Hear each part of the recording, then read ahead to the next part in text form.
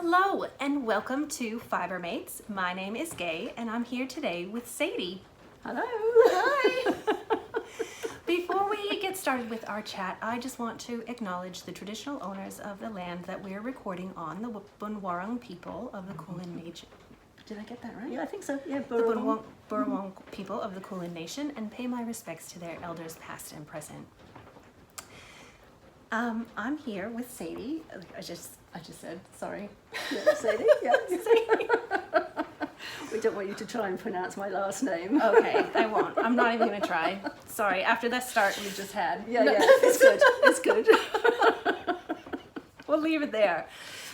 Sadie, who is the dyer behind Green Tea Yarns. Thanks so much for coming on today. Oh, it's really exciting. Yeah. We've literally should have just had the camera rolling because Sadie and I have been chatting yarn and fiber and bases before we've sat down to record. I feel like we're very warmed up. Yeah, warmed up. So let's see what we've got for you. But first, we're going to play lightning round. Okay. Right? Mm-hmm. All right. So short questions. We'll see how you go. Ready? First question. Ready. I feel silly now asking this question. Coffee or tea? Tea. Yes, definitely tea. Okay. Yes. All right. We'll get into that, I think, a little bit later. Yeah, maybe. Yeah, definitely tea. Do you knit English or continental? So I actually knit English, really. I have tried to do continental because I think it's going to be easier on my neck and arms. Yeah. But I've noticed that I tend to resort back to English when something's a little tricky. Yeah. And then I found out the most recent thing I just started in English and without even thinking. So I think I'm English. It's Okay. not a very quick answer. No, when I picked knitting back up in 2019, I knit English, but I threw the yarn with my left hand. Oh, okay. I know, Show it me was later what really that looks strange. like. And then Yeah. somebody taught me how to hold the yarn so that I was picking rather than Yeah. throwing. So now I'm continental. And I thought because I had done some crochet before I restarted knitting, and I actually when I crochet, I hold the yarn in my right hand. Oh, and crochet. I've only seen one designer in Ireland who crochets the same way as me. I wonder if that's an artifact of the English style knitting. I think so. I think that's why. Yeah, because I didn't know how to do it. No one showed me that I was supposed to be holding the yarn in my left hand, so I just threw over the hook with my right hand. Yeah. All right, that makes me feel better about my knitting style. Oh, definitely. Yeah. I guess there's no right or wrong way to do it. We just do whatever's most comfortable, if right? it comes out in a way that we like it, then more power to you. Whatever works for us is Right. fine. Yeah, there's no police. No knitting police, thank heavens. Thank God. Yeah. Okay, this question you might have to think about for a little bit, but what is your favorite fiber? Yes, that is a tough one. I think I tend to, so I would have said silk. I definitely have a long-term love for silk, but recently I've been really into mohair. So I just love, and mohair has a kind of sheen as well, which I think is what I like about silk.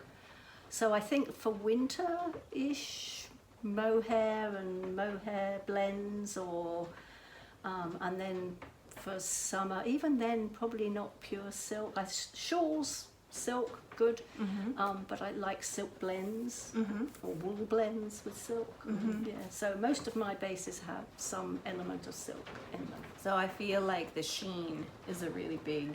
Yeah, I love Like the gentle sheen Yeah. of silk, and also the drape. So silk yes. has a bit more of a drape. Yes. I love mohair as well. Yeah, mohair's great. I have some a sweater quantity of mohair that I want to knit up into a sweater. So I need to find a pattern, a good pattern. Like a heavyweight 8-ply mohair? It's actually a 12-ply. Whoa, okay. Well, if you know that pattern, you pop it in the comments, and I'll just bit of admin. Anything that Sadie and I talk about will be in the description box below, and we'd love to see your comments throughout the episode. So, okay, that's lightning round done. Okay, oh, good. Not very lightning in my heart. It's okay. That's all right. We have enough rain in Melbourne. We don't need the lightning. That's true. right? Yeah, it's raining. Yeah. I know I might be able to hear it, but that's okay. We're gonna press on. Green tea yarns. You have an amazing array of yarns, colors. How did you even get started? So, well, we've been living in the US, and when we arrived in Australia, first of all, I started to crochet, and then to do some knitting, and I wanted to make some lace shawls, and beaded lace shawls. That was what I really was where I wanted to go, and so I looked around for some silk yarn in Australia. I could not find anywhere. And so I thought, well, I'm going to have to buy it overseas. Yeah. So I knew some people in the US, and from there I decided to basically buy it from a mill in Switzerland. So my pure silk yarns come from Switzerland. Yeah, I had no idea there were mills in Switzerland. No, a silk mill in Switzerland is pretty surprising. Right? Yeah. They actually grow the worms and the cocoons and everything and process it. So Wow. yeah. But you have a background in design or Yeah, textile? fashion and textiles. So I grew up in the UK and I did a fashion and textiles degree.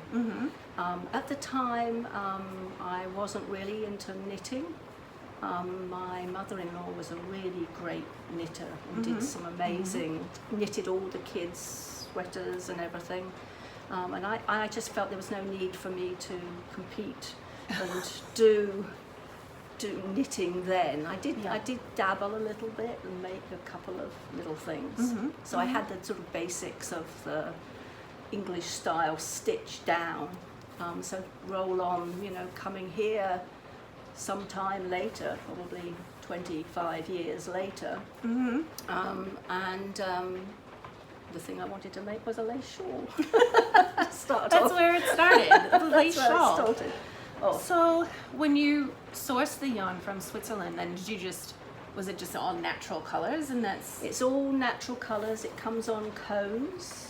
I think I've got one somewhere. The very first yarns I started with, it's a 3-ply silk, heavy lace, 3-ply. Yeah. Oh my gosh, it feels magnificent. It's soft, but like, I was just about to say silky. Yeah, comes Just in cones. Yeah. So that I can make them into the bases for when I was doing the gradients, which I don't do so much anymore. But but I still stock the yarn. So how long has Green Tea Yarns been? Because I was scrolling on Instagram to try and do some research. I found the gradients. Oh yeah, okay. Right? I found the Big Wool Show, which is where I originally learned about you. It was this online, I thought it was really fun. It was like a day it was amazing. of like The online Great Wool interviews. Show was the Big Wool Show. Big Wool Show? Great Wool Show? They did it for 2 years. It was really fun. During COVID, it was a real highlight, I think. I thought it time. was, and Yeah. I really enjoyed the Big Wool Show. It was like a knitting, almost like a knitting retreat, but at home, and especially like you said during COVID, it just felt very connected to other knitters. Yeah, it's like we were all knitting and everybody was connecting. It was great. The live stream throughout the Yeah, it was fun. It was great fun, and yeah. But it was the kind of about the point that I stopped doing a lot of gradients because I just found it was too stressful. Yeah, yeah. Basically, yeah. It's a lot. I think I don't know that people appreciate how the work that goes into something like that. No, I mean it's just you've got the actual physical work, but you've got all of the planning and all of the designing and all of. It's interesting, yeah. I do everything basically. So yeah, but it's good too. I like that. So what's your favorite part about the job? Definitely the dyeing. Yeah, yeah. So I've noticed that my husband's been helping me quite a lot, and I'll leave the winding of the yarn and the packaging of the packages and I've got to dye, I've got to do this. So I definitely the actual physical dyeing part, mixing up the dyes and adding them to the pots and things. Well, you've got quite an artistic background as well, so that doesn't surprise me. No, it's I've fashion and textile background, so it's it's been really interesting watching some of your podcasts because I noticed that there are people with fashion backgrounds, people making jewellery, which is also, I did that for 21 years. There you go. Yeah. Oh no, that's Tarina from WA. She was she did jewellery design as well. Yeah, that's really interesting. Yeah. So I thought, well, I've done that as well. I did my time in the US, I was doing glass work and metal silversmithing as well. So so I have that as well. So you have a strong, is it left brain? Or is it the right brain? Now I can't I'm remember not the sure that's creative proven, side. Anyway. I think it's interesting when you look at people who do this, that they generally come to it from some sort of art background, whether it's fine art or some other form of craft or art. There aren't people who've come from, I don't know, I was going to say law or something. Great. Springs to mind, yes. I mean, it's the actual dyeing part of it. Yeah. And what do you find the most challenging part of running a business? Definitely the social media and the marketing. Yeah. I've had to learn to be more social media oriented. Yeah, it's hard to do. And to, it's tireless, it changes, just like fashion really changes, but you can kind of go with the flow of fashion and you kind of can feel where it's headed and the direction it's taking a little bit, whereas social media, I'm still struggling and still trying to do that part of it. Yeah, I think it's very necessary these days. If you want to sell online, you've got to grab social media and embrace it. Embrace it. Yes, you do. Yeah, which I don't tend to. Yeah, naturally. Yeah, no, and I think it's hard to have those connections and to keep. I notice when I use social media, it's really hard to find the people that actually want to follow, or I want to see what they're up to, or literally sometimes I have to manually I tend put them in. not to. You're going to ask me, I know at some point, which favourite dyers I follow, and I really don't, because I have a very focused direction that I'm going in. Basically I follow fashion and I look at the different colours that are heading. I'm looking at 26, 27 now. There's not much around, but you can just get glimpses of it. And that's where I like to do my colours, and that's how I get my colours. If I'm looking at other dyers and I'm seeing what they're producing, that can kind of skew where I'm coming from. Does Your that vision. make sense? Yeah, you've got a really strong vision. I follow knitters and I see what they're producing and what colours they're working with. So I still see a lot of what other people do, without it being really in my face, So I'm sorry to people who might think I'm being antisocial No, I with them, think- but I just can't deal with, it's too much noise to actually see where I'm going. Well, I think it's actually quite admirable because you have just a commitment to yourself, and it really is a confidence Yeah, in well, thank your you. color. Yeah, I think that's yeah. amazing. Oh, thank you. Yeah, it's just, I do love colour and all kinds of colour. It's hard to pick an actual one colour Yeah. that I really like, and I will tend to just go wherever the fashion goes. with my So, colours. other than fashion, where's your inspiration coming from? Or if it's solely from fashion, how do you find it?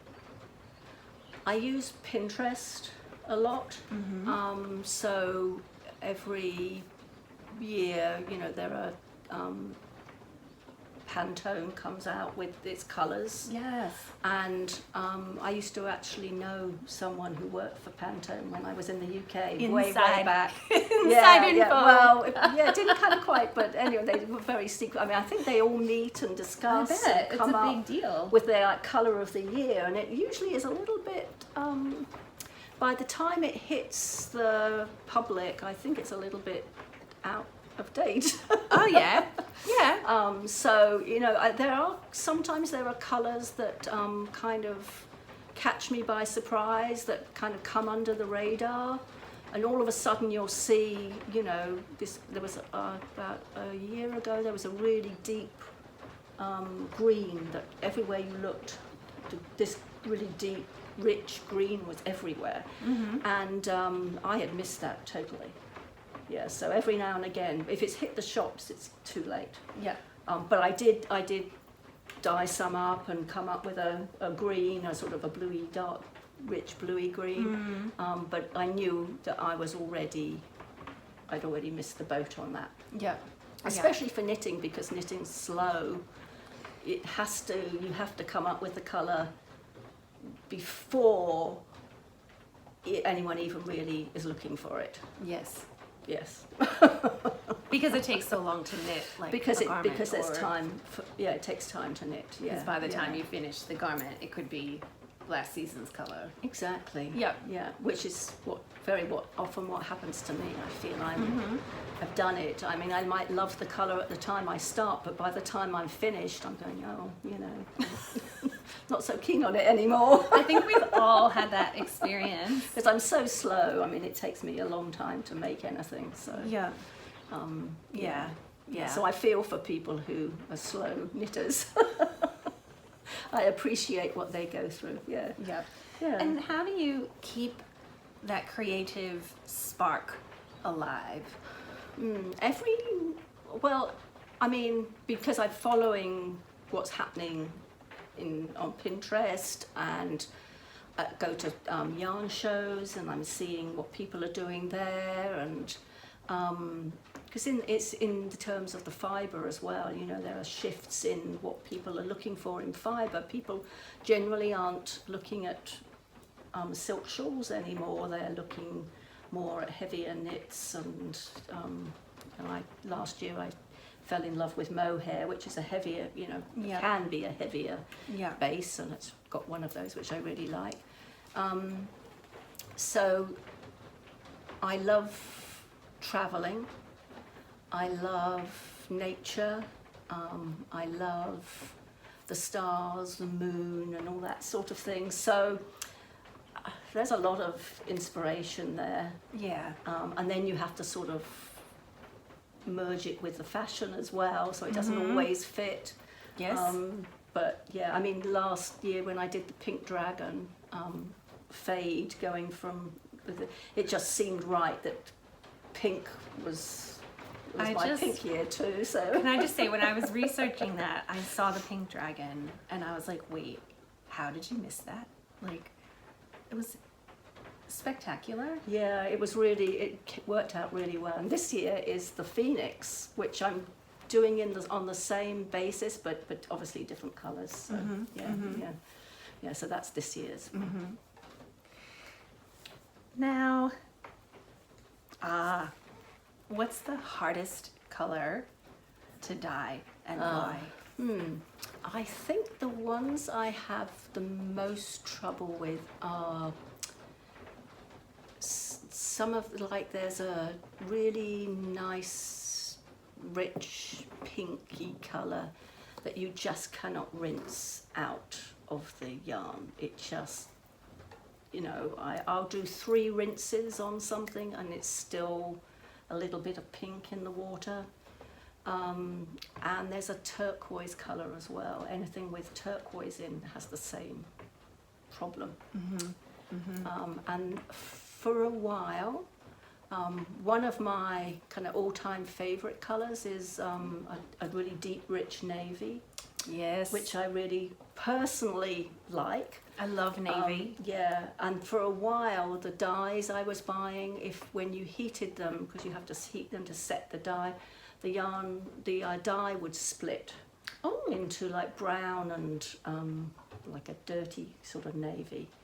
And so that was just like one batch of yarn that was really difficult to dye that particular for a while, and I switched the blend of dyes that I was using to try and get, because I still have a pot of dye that splits, and I write notes on the dye pots that this colour splits. I have a yellow that chocks. You know what chocking is? No, what is this? It's where the dye kind of settles on the yarn, like a greasy sort of settle, and it comes off on your fingers. Have you ever knitted and yellows come off? And you probably don't knit with yellow. I haven't knit with yellow.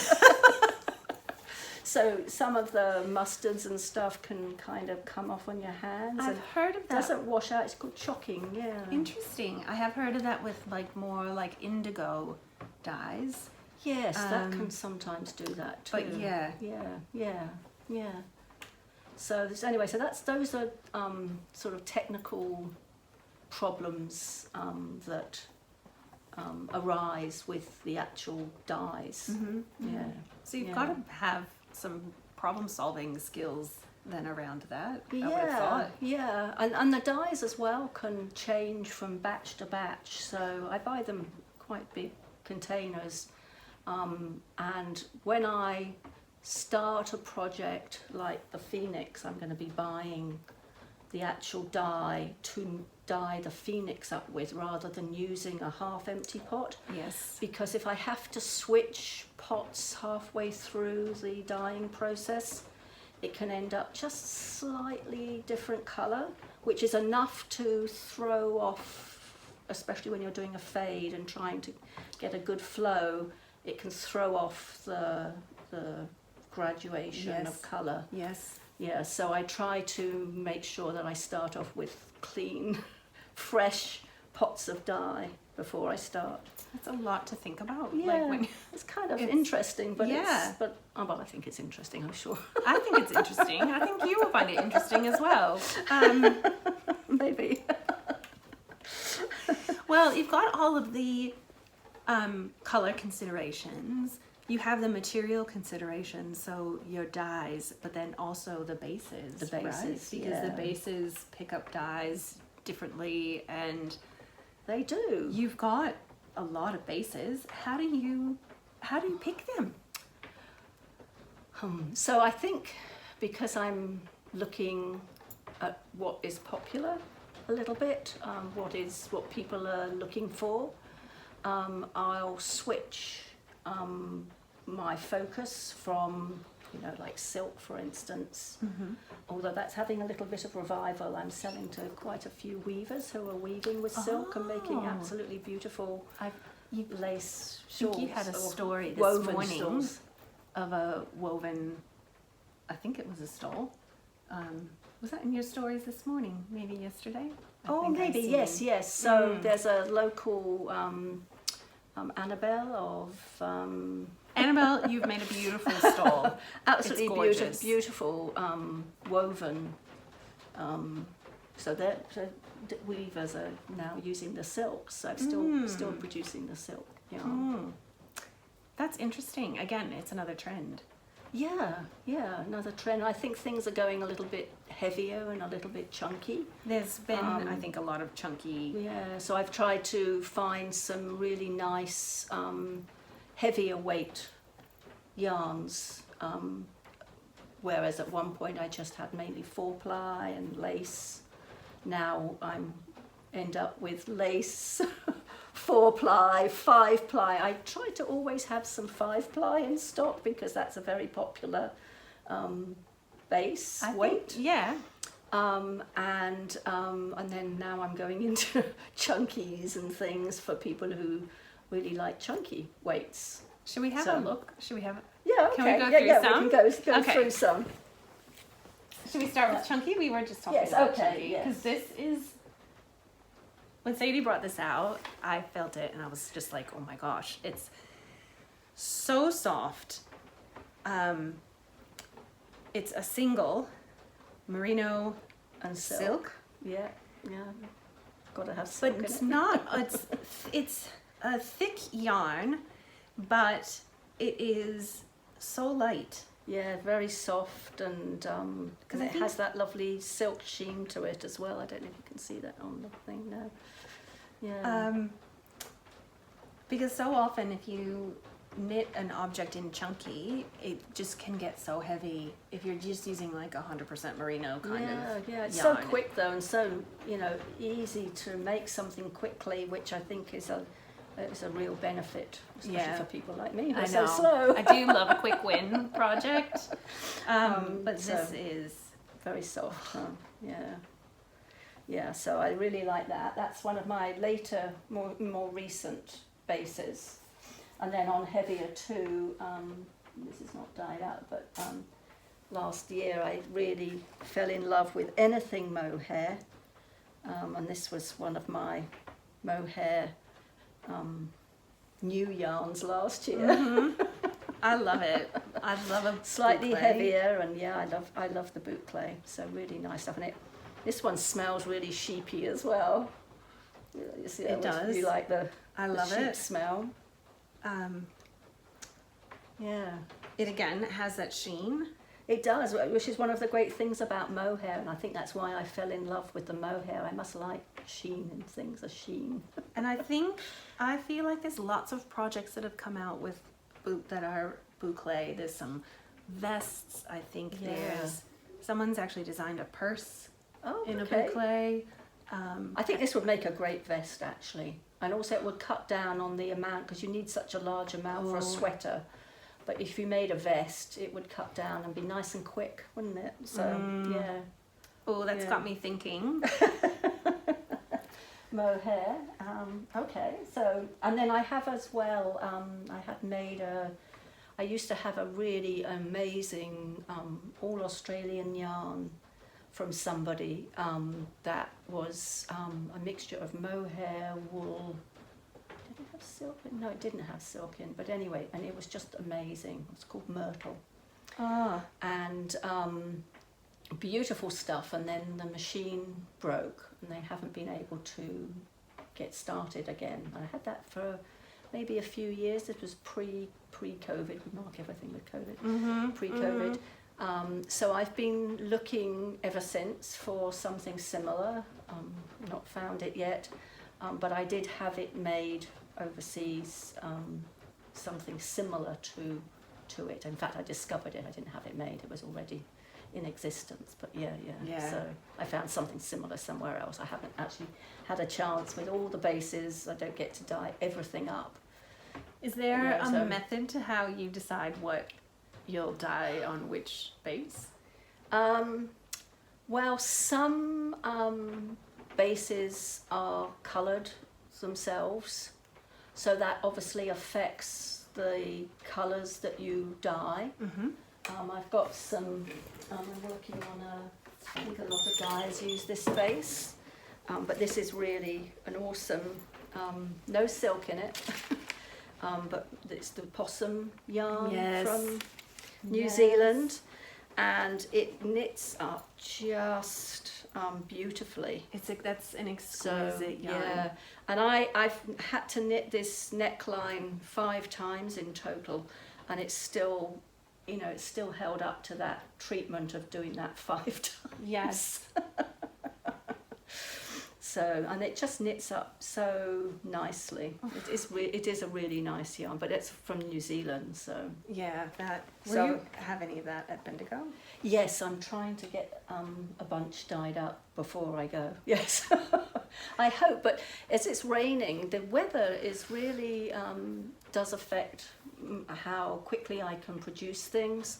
In the winter, it takes a lot longer to dry Absolutely. everything. You know, and just dyeing it, drying it is not the end. You know, I've got to like present it and stick the labels on, and I end up struggling to get it all done. But anyway, I do intend to have some of this for Bendigo.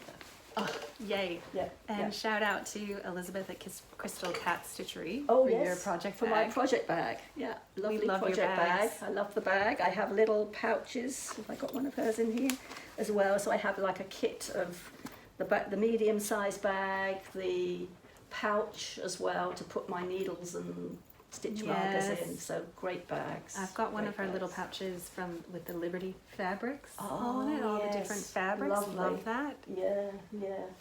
No, very nice. She's hopefully making me a yellowish one for my Ooh. yellow year this year.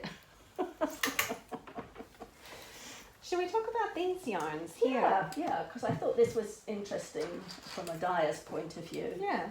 So these are all dyed with the different red yarns I've got. I've got the little labels getting in a tangle. I think that goes through there. There we go. There we go, yeah. And just, you can see some of them aren't even red. These are all dyed at what I call 0.5%. So 1% is a sort of like a base and will come out fairly strong. 0.5%, you get the kind of the subtleties of the more pastel shades. Mm-hmm. This is a kind of like, I would call that color like a salmon. Yeah, and that's one of the. So these are all red dyes, just the one dye. Ah, so these are all created from the same. Well, each one is one. So these are all the reds Yeah. I've got. Oh, got it. But Yeah. most of my colours are 2, 3, 4 different types of different colours of dye. I rarely do just one colour. That's not to say I don't at all, because there's more complexity and more with a build up of, I layer the colours one over the other. Mm-hmm. So I'll put in 3 grams of whatever red in first, and then 1 gram of, so I do it all by weights. Mm-hmm. Mm-hmm. So you have to learn to measure as well when you dye. This pink is beautiful as well. That's a Yeah, I great love pink, isn't it? Yeah. But that is just one colour. It's light red. Wow. It's called, and it's actually pink on this base. So it's possible that if I did it on a silk, or because this is merino and nylon, Yes. that when I dye it on a different base, that perhaps it's a little different colour. Or even on a base with like yak. I don't know if you've ever used a yak. So That's the naturally grey. naturally sort of like beigey grey Yeah. colour, which is actually a very nice colour all by itself. It is. But but it does affect the final colour, especially at low intensity of dye. Mm-hmm. So some of my pastel shades, like Sea Breeze, that is a single colour of dye, Mm-hmm. ready mixed dye, Mm-hmm. basically. Yeah. At the moment, I'm really into this colour, oxblood red. Yeah. I love that. I love this one too. I Yeah. feel like I have a lot of, you've probably seen my reds. I do quite an intense. I really like the colours to be intense.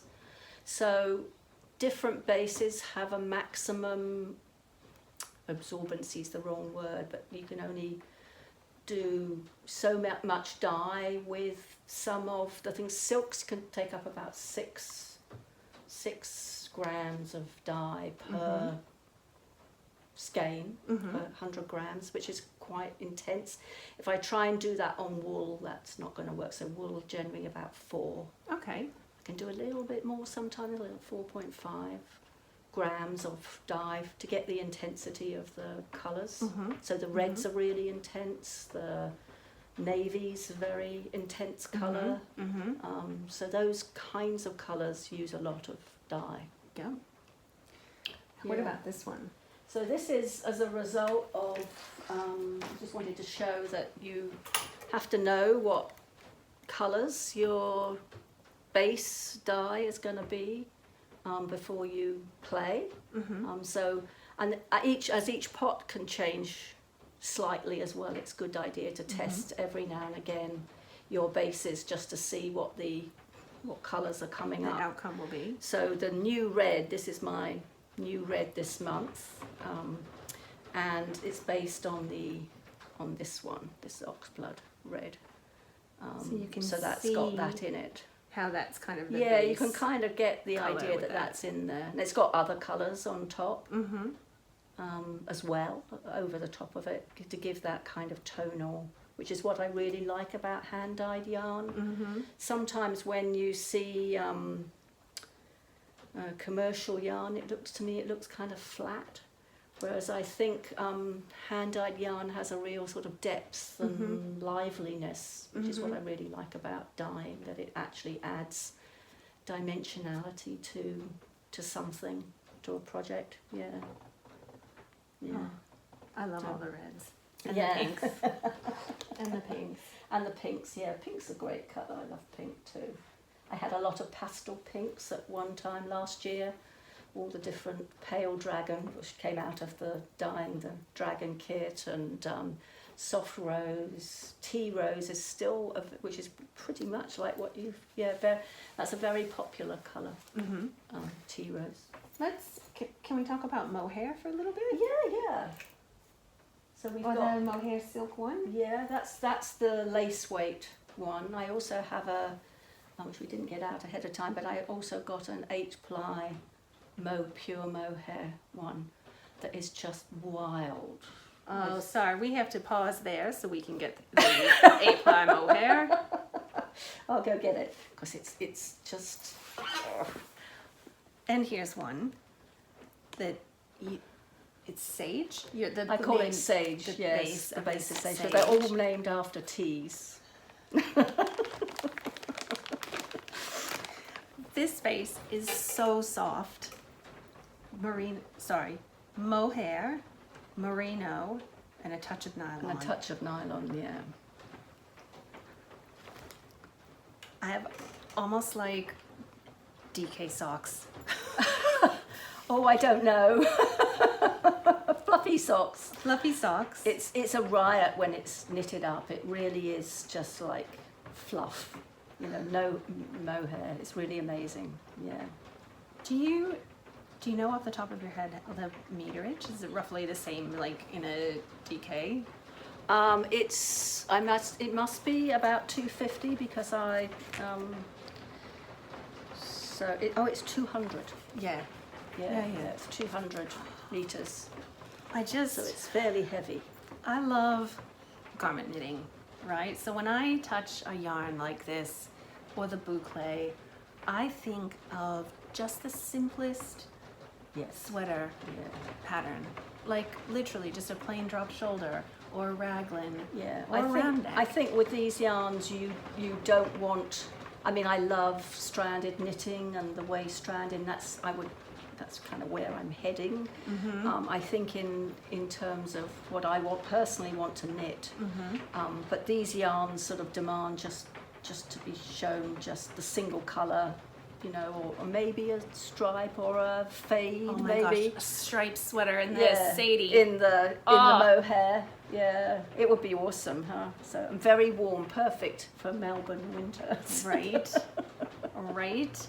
I mean, look at it's glowing on the screen, right? I know we're in front of a window as well, so there's some light, but like it's literally glowing like that in real life too. Yeah, it's pretty awesome stuff. Yeah. Oh, a petting it like like it's my baby. It's But like a because I barn have so baby. many bases and I have 10 pots that Yeah. I just can't dye all of it.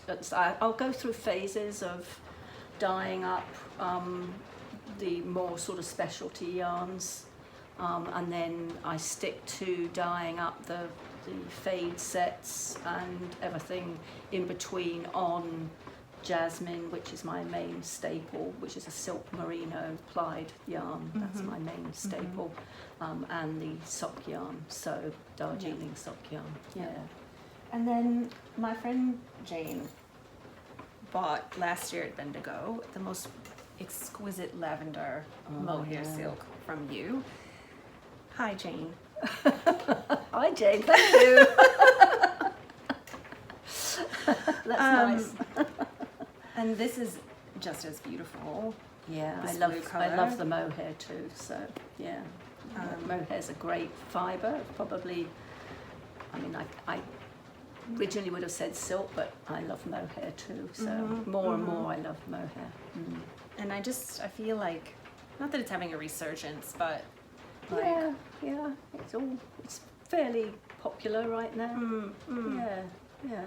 And I think, you're mixing one strand of this very fine mohair with with a sweater and things, and that really helps. It just doesn't pill. It's a wonderful, just really like anti-pilling. that's right. It's like an antidote to pilling. Yeah, it really is, which is one of I hate things. I mean, after you've knitted a whole sweater and it's beautiful and then you wear it and it pills, so I really look for things that don't pill if possible. And I love as well the versatility of adding mohair to a plain color. It just lifts it. Yeah, and I've actually got some little skeins, 20 gram of this mohair, because I had planned on doing like little fades, so you could just use one color and then just fade it with the mohair. Wouldn't that be cool? That would be so cool. That would be so cool. I just haven't had a chance to dye it yet, but I've got it. It's been sitting there for me, waiting for me to come up with something. So. And it's also can be a really fun way to zhuzh up, just like maybe a plainer commercial yarn as well. Yeah. Like if you're using a base yarn that's maybe more affordable than like a hand-dyed yarn, and add some hand-dyed mohair to it, that would be a perfect way of giving a little more life to a commercial yarn. Yeah, it would be. Yeah. I've got some plans around that too. So, stay tuned. It would keep it more affordable, because some of the specialty yarns, like the mohair boucle, to make a sweater, you need about 8 skeins of it. Yeah. And that makes it really expensive. Yeah. Yeah. I think it's like a sometimes knit, right? Yeah, like something really special, maybe, but not, for a special item. Yeah. It will be good, but there's a lot of yarn, so, and it's not the cheapest either, so, But, do we have any more yarns to look at? Let's talk about this one, because so this is the jasmine with the merino silk. It's just got like a very gentle sheen to That's it, right. which I really like. But I started off with one very similar, which is this one. And this is also a merino silk, 50/50. They're both non-superwash, and this was called White Cloud. And they're very, very similar. So I basically have moved over pretty much to dyeing up the jasmine rather than the White Cloud. There is a slight difference. I feel like this one is it a little bit thicker? Slightly thicker? Or maybe they're the same meterage. meterage. Again, this is just And this like is from the Swiss the Swiss yeah, mill. so it's more expensive. which is the reason. And as it's so close to this one, I tend to dye the jasmine now pretty much exclusively. But I still have stock of white cloud, which is one of my first yarns too. It's delicious. I wish there was like Beautifully texture soft, on yeah, video yeah. because that's. Yeah. And then And that's a new-ish talking one, these which I think will, textural yeah. yarns, this one is 100% silk. That's 100% barrette silk, noir, what I think of as Nile, which is, I used to love Nile fabric, and in fact I have fabric to dye, so to dye everything. I have some fabric to dye in Nile, which I think makes beautiful garments, summer garments. So when I have time, I will dye up the Nile fabric and maybe make something to go with it in the Nile yarn. It's unbelievable. It has like this texture of suede. Yeah, it is suede-y. It's a new, I've been looking for it for a while, and I actually found it out of Italy. So I've got an amount of it. Fingering weight. This is 4-ply. So you could either hold it on its own for a t-shirt or even hold it double. Yeah, you could For something a little to bit make it a thicker. little bit 8-ply-ish. You could hold it double. Yeah. Yeah, so that's fairly new, and I got that towards the end of last year, and I'm just now beginning to dye it with a hope that it would be a good summer weight yarn. Yeah. Summer yarn. Yeah. Yeah. Oh, Yeah, which is what I'm starting to think about now. So that's probably my basis. I know I should go back to all my summer projects, which I've Well, been in hibernation. it actually, because things are so, knitting is a very slow process, so I think it's actually good to, like now in the depth of winter, to be thinking about what we would be wearing in the summer. And starting our summer knits now, so that when summer is here, I wouldn't, but some people might have finished. I know. I would. Mine is like a year, in fact my cardigan has been 2 years in the making, so That's okay. yeah, I'm stuck at one point. I have to get over that.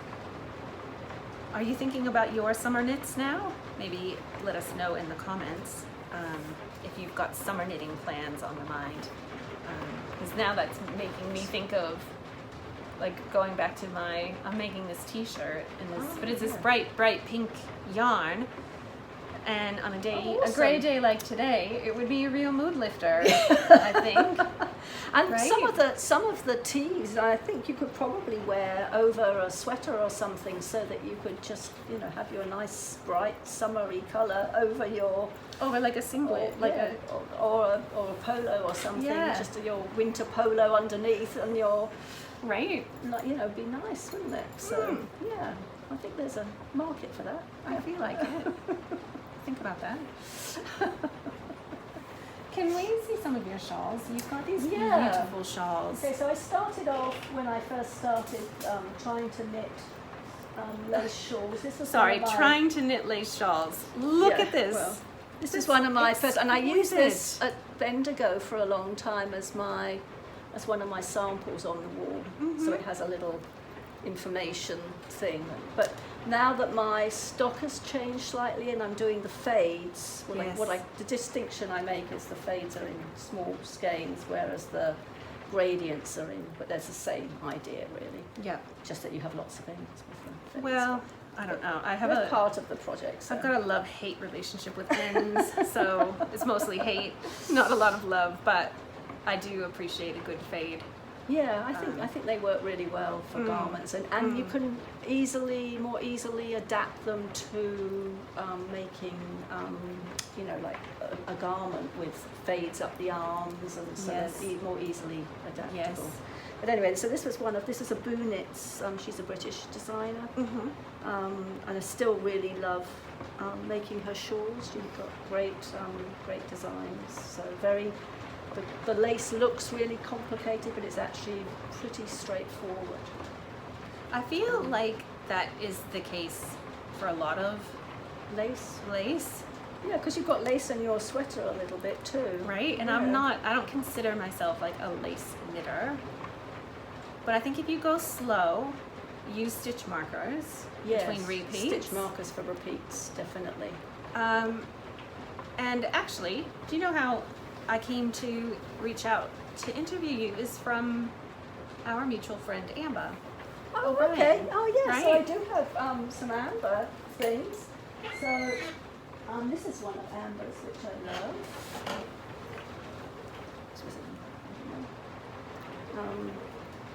This is Caledonia, I think it was called. Do I see a bit of mosaic? Sure. Yeah, I love Amber's mosaic knitting. Yeah. And I did this in Assam, what a colour yarn that I call Assam, which is merino silk, but it's got like a high twist. It's very nice, and a bit of cashmere, I want to say. It's So, very soft. I I love wear- this pattern. I wear this one a lot, so this is one of Wait, my 1, 2, favourite. 3, 4 colors. and short rows and mosaic. Yeah, so great things. And of course, she's been doing my Aurora kits. Yes. Do we have one? Is there one in here? There's a kit. This is the latest Australis kit. So that's Amber's photo that she took. She's been lucky enough to see an Aurora. And although I did the Aurora, I came out with the idea at the beginning of last year. And then the Auroras happened. So We've I been was like, seeing them. I was like ahead of. I had already decided to do an Aurora like at the beginning of the year, and then the Auroras It happened. happened. So it happened in obviously, Melbourne. I had picked up somewhere that there was an Aurora event going to happen that year. Yes. Still this year. And this is beautiful. So this is the Australis one. It's 12 skeins, and then it goes to underneath. Goes to the reds of the photo. So that Amber took, which was just awesome. And these colors, it's not really coming out on the screen. These colors have just this beautiful, they're very complex. Yeah, and they glow in the dark too. So Amber actually tested hers. If you look over Amber's shawl, you'll see that they actually glow. Some of them more than others glow in the dark. Sadie, where can viewers find you? I try to be everywhere. I know. But I am Facebook, Instagram, Ravelry. I have a little group on Ravelry, which we struggle to keep going. But I love Ravelry for keeping track of everything I do. I have in my personal things, I have dye pot doings, a little folder of dye pot doings where I'm planning out the colours. You can see sometimes I change the name or change whatever, but it helps me keep track of what I'm doing. Yes. And where I'm headed. Like a journal. Like a journal, but they don't like you using it for other things other than knitting. But it does keep a record of my dye colours. Some of them, sometimes I go back and I have a look and I'm going, I don't even remember that colour. You know, it's sort of some colours kind of just slip out of the radar and don't become popular. So I love Ravelry. I've dabbled in TikTok and Blue Sky, but I haven't really focused on those. Mainly Facebook and Instagram as well, and Ravelry I've had from the beginning. So. And then every yarn show, so you'll be at Bendigo, which... Yeah, I pretty much within Victoria. I do the big ones. Yeah. Bendigo, Coburg, Marybeck. Marybeck, yes. The Melbourne Fibrefest. Fibrefest. Love the now. new name. Yeah. Love the new name. It's good, yeah. It does actually describe it a little bit more. I still call That's it Coburg, right. but I think everybody Yeah. still does call it Coburg, even though it's Marybeck. It'll take a little time to adjust to Fibrefest, but I think it's a good move there. Yeah. Yeah. And I do a couple of little local ones in Mornington as well, but that's as far as I travel. Yeah, they're very it's not that easy being. I'm not 20, 30 Yeah. even. Yeah. And so it becomes very physically demanding doing the shows, I Yes. find. So I don't Well, know how you've people gotta- do them by themselves. So Pack up, load the car, Oh. drive to where you're going, yeah, unpack the car, bump into the market. set it all up in a Be at very the short market. space of time sometimes. It takes me a good 2 hours to set up and a good 2 hours to take To down. break down. I'm glad that they spread out over 2 days. That made it a lot more, at the Merrybeck Fiberfest, that made it a lot more fun. Yeah. Yeah, so that was good. And Bendigo, of course, is 3 days, so by the end I'm absolutely exhausted. You'd be knackered. You'd be so tired. Yeah, it is Um, exhausting, so yeah. But it's Wow. good, it's great fun, it's great to meet people, and I get to see a lot of my customers and what they've made through the year. They're often wearing what they've made with the yarn, which is really awesome, so Yeah. that's nice. Yeah. Yeah. And greenteenyarns.com. So go have a look. Make sure you say hi to Sadie if you're attending Bendigo, and tell her Yeah. that you've seen the episode. That would be cool. Yeah, there'll be people yeah. who have seen it probably. Yeah. Oh my gosh, Sadie, thank you so much Well, thank for you. coming on today. It's fun. really fun Yeah. to chat and get to know you. So It's wonderful to talk with someone about all the things that one does. It's Yeah. good. It's nice. Yeah. All right. Well, until next time, everybody, happy knitting and crochet or weaving. Or weaving. Or Right. embroidery even. I have people buying the yarn for embroidery. Or embroidery. Or embroidery. Yeah. Embroidery on knits. Yes, that's very nice. Yeah, yeah, that's a good. That's one. got me thinking too. Yeah, that's a good direction, I think. All right. Well, hope you've enjoyed the show. Sorry, if you've liked the episode, please give it a thumbs up and consider subscribing because it helps the channel get more views, and we want to share Yeah, all the amazing talent that we have here in Australia. So, awesome stuff. all right. Okay. We'll see you soon. Bye bye.